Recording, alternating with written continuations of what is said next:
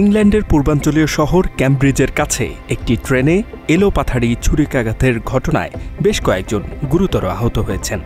আহতদের আশঙ্কাজনক অবস্থায় হাসপাতালে ভর্তি করা হয়েছে বলে পুলিশ জানিয়েছে। শনিবারের এ ঘটনায় 2 ব্যক্তিকে আটক করা হয়েছে। প্রধানমন্ত্রী কিয়ার স্টারমার ঘটনাটিকে ভয়াবহ বলে আখ্যা দিয়েছেন।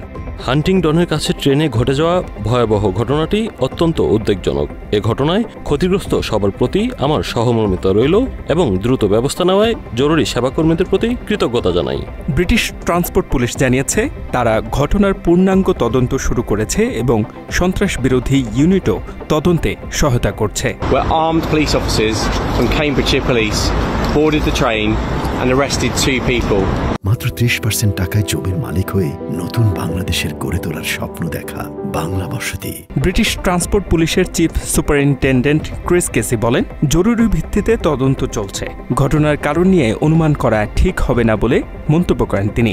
ক্যামব্রিজশায়ার পুলিশ জানিয়েছে শনিবার সন্ধ্যা 7:39 হান্টিংটন স্টেশনে ঘটনাস্থলে তাদের ডাকা হয়েছিল।